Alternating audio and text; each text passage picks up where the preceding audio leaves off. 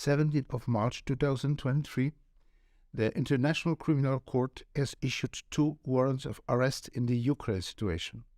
For Vladimir Putin, President of the Russian Federation, and for Maria Lvova-Belova, Commissioner of the Russian President for Children's Rights, for the alleged war crimes of deportation of children from Ukrainian occupied territories into the Russian Federation. It is forbidden by international law for occupying powers to transfer civilians from the territory they live in to other territories. Children.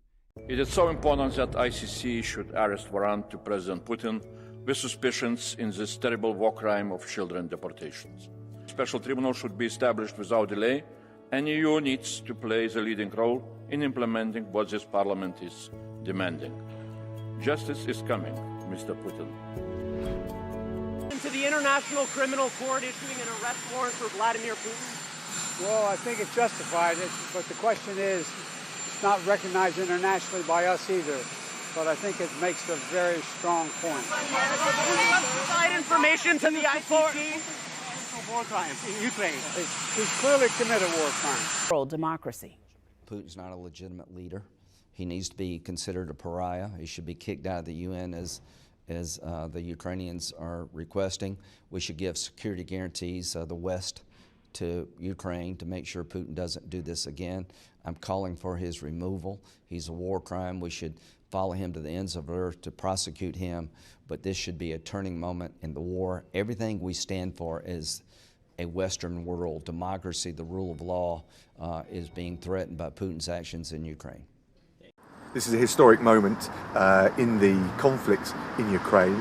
The International Criminal Court, which operates independently, has issued an indictment for President Putin and the Children's Commissioner for appalling crimes against children. It's going to be, I suspect, a long journey, but people said that about Yugoslavia and Rwanda, and many of those people responsible for the carnage ended up in the dock of a court.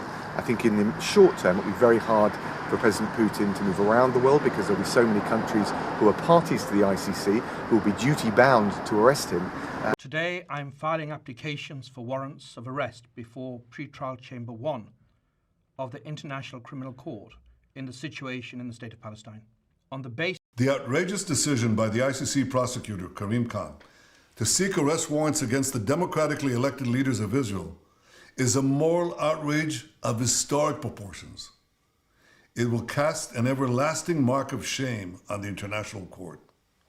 Israel is waging a just war against Hamas, a genocidal terrorist organization that perpetrated the worst attack on the Jewish people since the Holocaust. We call on the nations of the civilized free world, nations who despise terrorists and anyone who supports them, to stand by Israel. You should outright condemn this step, like the US did, UK, Germany, Italy, and the Czech Republic, for instance.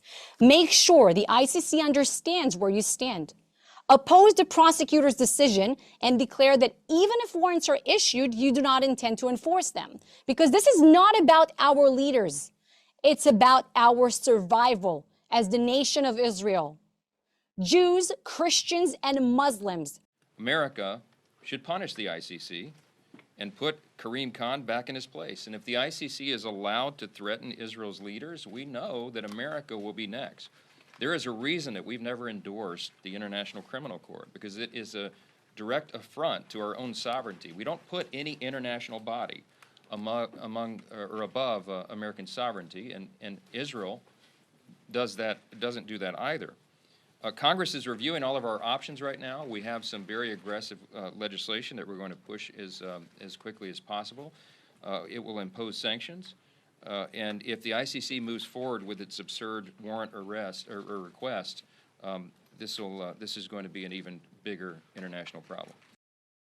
Well, this is a deeply unhelpful development. Of course, it's still subject to a final decision, but it remains deeply unhelpful nonetheless. There is no moral equivalence between a democratic state exercising its lawful right to self-defense and the terrorist group Hamas. And it's wrong to conflate and as I said, equivocate between those two different entities. And what I'm very clear is that this will make absolutely no difference in getting a pause in the fighting, getting aid into the region, or indeed the hostages out. Madam President, I would like to begin with a statement about the ICC prosecutor's announcement from earlier this morning. The ICC prosecutor's decision seeking arrest warrants for Israeli leaders alongside Hamas terrorists is not only profoundly unfair, but it is reprehensible. As disappointing as the ICC's decision is, it comes as no surprise, because for decades and decades, the ICC has shown it harbors deep biases against Israel. This decision, suggesting an equivalency between Israel and Hamas, is another glaring example of that bias against Israel. As I have said many times, there has never been and there can never be any equivalence between Israel's right to defend itself against terror and Hamas's barbarity. The ICC's decision seeking warrants against Israeli leaders is not only shameful, but also fails to follow protocol and process in a country where it has zero jurisdiction. I fiercely oppose the ICC's decision, and I will work with President Biden and members on all sides to keep support for Israel strong and unwavering. As the Secretary said in a statement a short time ago, the United States fundamentally rejects the announcement today from the prosecutor of the International Criminal Court that he is applying for arrest warrants for senior Israeli officials together with warrants for Hamas terrorists.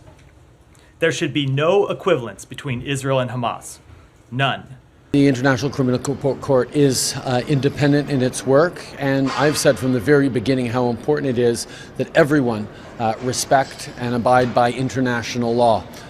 What I will say is troubling, though, is the sense of an equivalency between the democratically elected leaders of Israel and the bloodthirsty terrorists that lead up Hamas. I don't think that's helpful.